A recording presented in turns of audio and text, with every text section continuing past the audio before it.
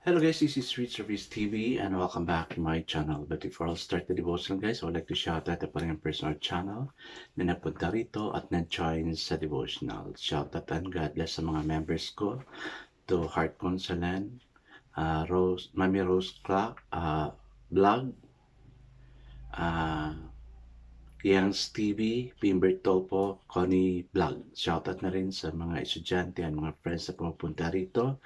Shoutout kay Friends Shendol, Blessary Chavez, Ben Lawrence Chonko, Micaela Lazaro, Nathaniel Abilia, Mary Jane Esparis, Ashley Moreno, Trixie Claire, Leah Alcolar, Alvin Jean Walo, Alan Llagas, Kim Sari Incason, Neil Bisnar, Samantha Camille, Kyle Dawajas, Hilia Risoroso, Rosa Rosso, Dale Ramos, Lirian Lubitos, Sunshine Morga, Kim Lago, James Igot, Hart Ponsalan, Mami Rose, Crop, Yan Stevie, Michael Aburita, Connie Blog, Pingbert Tolpo, Retro Blog, Jocelyn Studio, SSC TV of Korea, and Von, Anthony Van Moria, Andri Pacoteco. Shoutout na rin sa mga hindi nakisakay na manood at makinig sa devotional, but still napunta pa rin dito para manood at makinig sa devotional. God bless us all, guys.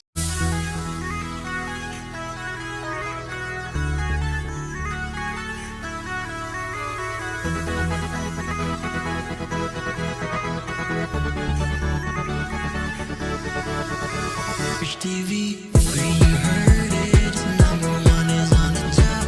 Good advice is they'll never stop. Rich TV, where you heard it, number one is on the top. Good advice is they'll never stop. Sa mga estudyante na nag-brigada, kumusta? Sana hindi kayo napagod, no? Anyway, it's just 2 hours of service for the school, no? Kailangan natin yan kasi nasa public tayo, di ba? We have to render 2 hours of public service bago tayo ma-enroll, no? Yung mga parents na napunta dito, God will give you strength. God will restore your strength. And then, kung pwede nga, volunteer kayo, yung organization nyo. Ang dami na volunteer organization for the brigada. No? Para everything will be okay, no, during school days. That's also a help na binigay nyo sa school. Binigay nyo sa amin as teachers. Okay guys, let's now proceed to our devotional. Let's open the Bible to Proverbs 20. Let's start from verse 20 to 30. Still guys, I'm using the devotional study Bible because the words used is so simplified na maintindihan talaga natin. Okay, the word of the Lord in Proverbs chapter 20, verse 20 to 30 says, if a man curses his father or mother, his lamp will be snuffed out in pitch darkness. An inheritance quickly gained at the beginning will not be blessed at the end. Do not say, I'll pay you back for this wrong. Wait for the Lord, and he will deliver you. The Lord detests differing weights, and these honest scales do not please him. A man's steps are directed by the Lord. How can anyone understand his own way? It is a trap for a man to dedicate something rashly and only later to consider his vows. A wise king winnows out the wicked. He drives the choosing wheel over them. The lamp of the Lord searches the spirit of a man. It searches out his inmost being. Love, faithfulness keep a king safe. Through love, his throne is made secure. The glory of a young man is their strength, gray hair and splendor of the old. Blows and wounds cleanse away evil, and beating purge the inmost being. Amen and amen. I guess let's not pray. Father God, it is precautions to us yung mga verses na binasa namin, okay? So, we'll not go wayward, okay? But instead be very careful of what we're doing, what comes out from our mouth, okay? And even what we're dealing with. Teach us, O God, to be sensitive, to discern your will in us, O God, to determine what is good and bad. As we are studying Proverbs, O God, may you continue to speak to us, O Lord God, that we may know you more. God bless those who are here and the family they are representing. Whatever trouble, whatever circumstances, whatever struggles we have, O Lord God, may you give us peace. Lord, we unburden the burdens we have from you. We unload the weight we are carrying, O God. Burden na napakabigat, O God. Guide us, O God. In Jesus' name we pray. Amen and amen. Guys, our focus verse for this evening is found in Proverbs 20, chapter 20, verse 20. And it says, if a man curses his father or mother, his lamp will be snuffed out in pitch darkness. Grabe naman. Bakit mo naman why would you curse your parents? Wow, grabe ka naman na anak. But ganun instead, bless your parents. Sa kanila nanggaling yung buhay mo. Kaya ito, yung punishment ni Lord, your lamp will be snuffed out and pitch in darkness.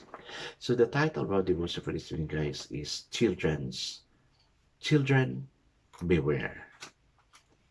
What a fearsome curse in Deuteronomy 5:16 and Ephesians 6 verses 1 and 2. God admonishes us as children to obey our parents in the world and to honor them, because this is the first commandment with a promise that it may go well with us and that we may enjoy long life on earth. O, diba? Parents are meant to be God's wonderful blessing. Yes, they are really a blessing to me. Parents ko, no? If you did not grow up with godly parents, ask the Lord to help you be one yourself. No one has perfect parents, but even so, the Lord wants us to honor them. Think of everything that your parents have done for you. Think of how they have ministered to your needs, how they may have counseled, guided, and comforted you. Think of how they have loved you sacrificially and unconditionally. The love of a good parents like experiencing the love of the Lord. Parents are God's delegated authority. We have to submit to them, because if we cannot submit to delegated authorities, then how can we submit to God whom we do not see? Oo nga naman, di ba? We should not treat our parents with contempt or disdain, because we are accountable to God. Rather than dwell on any shortcomings of which you are aware in the lives of your parents, show them that they are important to you. Provide for their needs even if they do not ask for it. Visit them often, take care of them, and be patient with them. The way we treat our parents can be an example to our children. Those who care for parents, please the Lord. Amen and amen. Well, yes, totoo, no? We do not have perfect parents. Masama din sila. Mas lalo na tayo. Still, we're blessed because we have them as our parents. It is them who taught us how to be good, to live good. Wala naman siguro parents na natuturo na masama sa mga anak niya, no? Pero na lang talaga kung gusto talaga na maging masama yung anak niya. Well, my parents is, sinabi ko na sa inyo, no? Particularly my father, gambler, na sa lahat sa kanya. Inom, sigarilyo, babae, ganun. Pero later on, nung pinanganak daw kami, sabi ng mama ko, no? Nawala yung sigarilyo niya, nawala na yung inom-inom niya, yung pagka-gambler niya lang talaga nito, tsaka yung pagka-womanizer. But later on, I'm so happy because of prayer, no? I really respect my prayer, although naging rebellious din ako sa kanila one time. I really ask for forgiveness kay God, and then pinakita ko talaga sa kanila na ganito sila importante sa akin. I loved him, no? That time I was still young. Then naging matanda na sila din, I really took good care of them, no? And then yun nga, God will really bless you, no? Really bless you. Both my parents died in my hands because I took good care of them, no? Okay guys, no, love your parents. Napaka ano mo nga, bless mo nga kasi buhay pa yung parents mo. So I encourage you to take good care of your parents. Love your parents, no? Express our love to our parents. The first time I say I love you to my father is that parang nandiri siya. And then later on, nung matanda na siya, tsaka na-realize na sabi niya sa akin, can you still remember the time you say I love you to me? Yes, nandiri ako, but hindi ako nakatulog doon kasi uh, it means to me pala. Di ba? Kaya while your parents is still alive, say I love you to them. That they will cherish that word. Para hindi ka rin magsisi, but instead, you have that joy na dadalhin mo forever sa life mo. And the joy you can also share to your parents. Say I love you, no? To your parents. So children, anak din tayo, no? Let's be careful not to hate our parents, but instead, love them. Okay, let's not pray. Lord, help us to honor and show your love to our parents. Amen and amen. Guys, if you take good care of your parents, care for your parents, of course, the Lord will really extend your life. God bless us always because I know it's all business 10 times better. This again, it's Rich TV. Kita-kita tayo muli tayo sa muli. Paalam!